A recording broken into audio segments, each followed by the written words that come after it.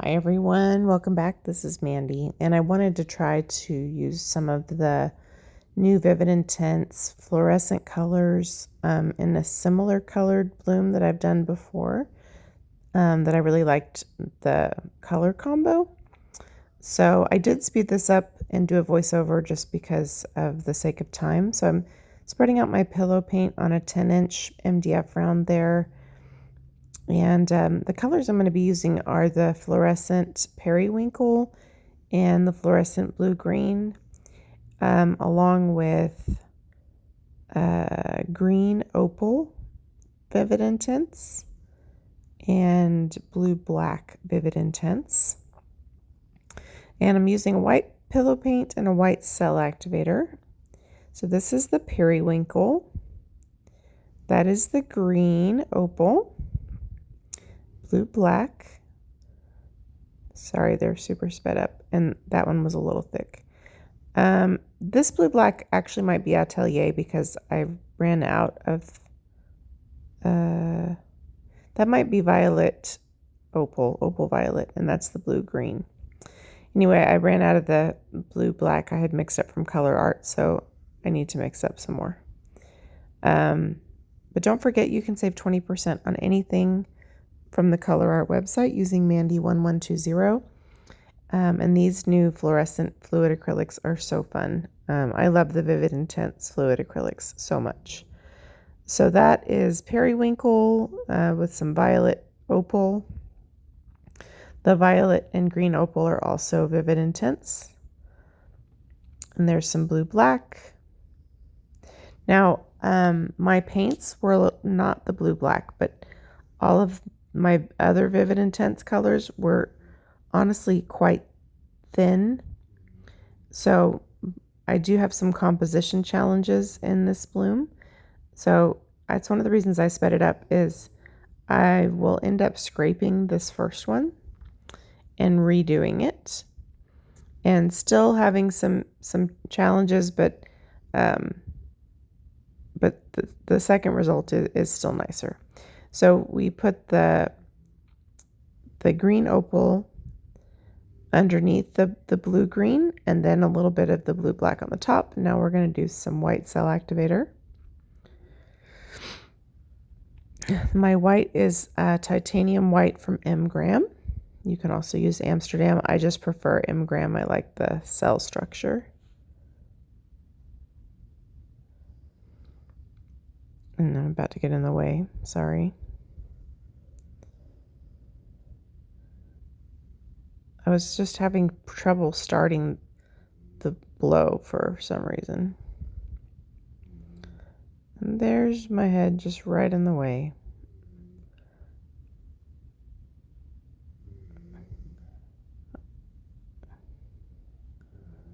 Now it's hard to tell because you can't see the angle, but I'm pulling my head back to widen my blow.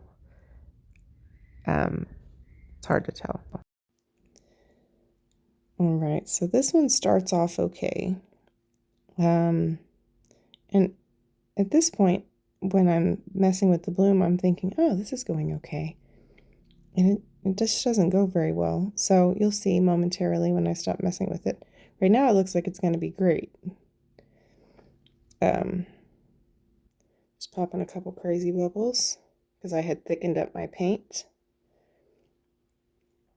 Cell Activator looks like it's performing well. I mean, everything's looking good, right?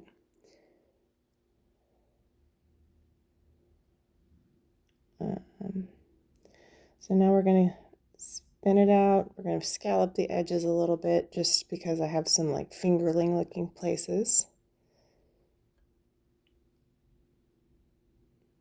And I sped this up 50%, and it still feels like this is taking forever. I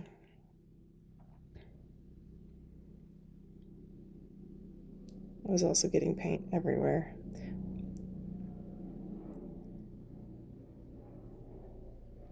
It's funny when you rewatch them after you've like sped them up and all of that. Sometimes you're like, why didn't I just keep that? And for some reason, I just didn't like it. And I don't know that the next one is much better, to be honest with you. I think when I was doing it, it looked like it was going to be lopsided or something. I don't know. But anyway, here we go again. I think what happened was I was looking at the fact that my paint was thin and my cells were already getting wobbly and thinking this isn't going to get better. So, but what I did do is I tried to scrape up that paint and use it again. It's kind of hard to tell. And so I just put a little bit of white paint over the top.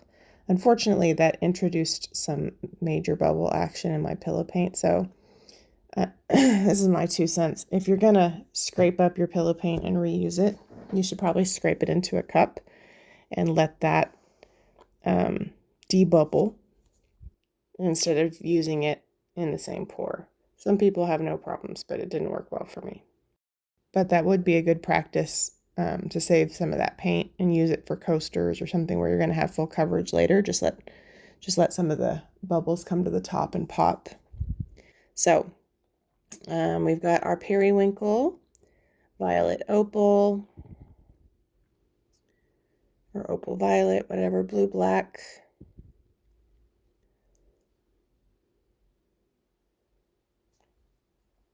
And I really want to do this color combo again because when it's done well, it looks really amazing.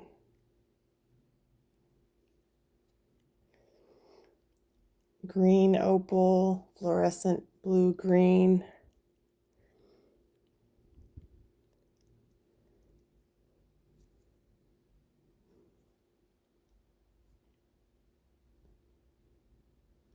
A little more blue black because I like the way it looks under the Cell Activator at the top. I like how it creates some contrast at the top. And then we're going to do the white Cell Activator.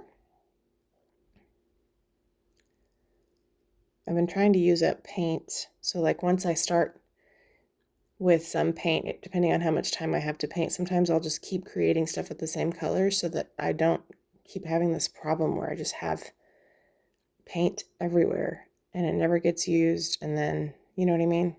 It's a problem. So sorry about my head again. The blow is going better, moving quicker. I think there's one spot that I don't do a good job, but I don't remember. It's been a couple weeks since I actually did this.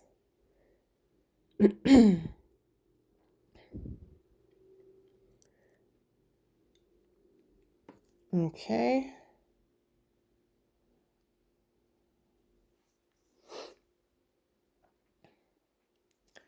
So it looks better.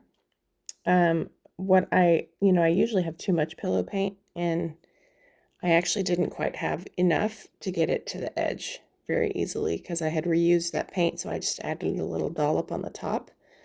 And you'll see in a moment that I have trouble getting it all the way to the edge.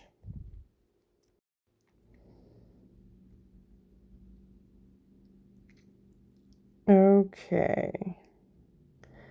So you can see it's kind of veering to one side, and now that I'm watching it, I can kind of see that it started that way, and from the angle I was working on, I couldn't see that. And I guess the weight of the paint is kind of throwing it more in one place than the other. I kind of like the weird little leaf looking things on the outside, but they're not consistent, and because the focal point of the painting is kind of lopsided, I can't leave it like that. So what happens with this painting, like the middle looks fine, but what happens with this one that troubles me, and you'll hear it in the close-up, is that I have to stretch it so much to get it to the edge that my cells start to get wonky, and I lose some of my color saturation because the more you stretch that transparent color out over a white base, the more that white's going to peek through. So even though I tend to use too much paint, you can definitely see it in the end result in the color saturation. Probably still really be pretty under resin, but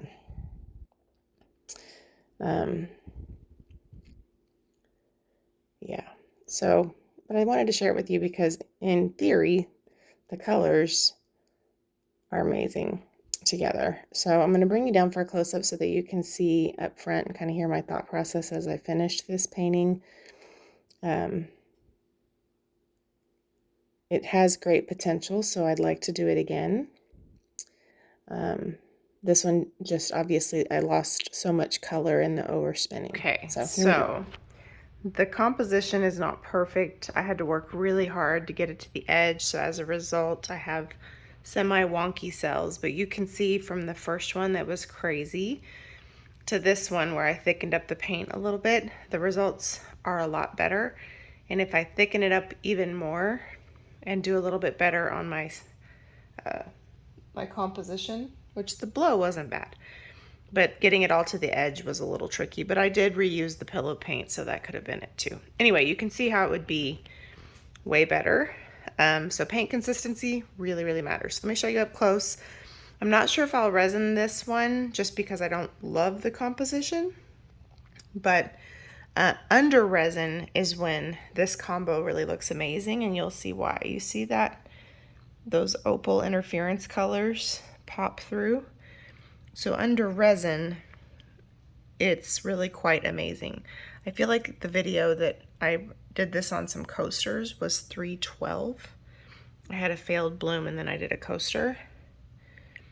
So I'll probably do this combo again. I don't know how soon, but you can see my cells got a little wonky because of the thinness of the paint and overstretching. But you have to let me know what you think. Would you resin it? Would you keep it? I'm probably going to keep it, but would you resin it? It's not my favorite, but I still like it. Anyway, thanks for watching. Bye.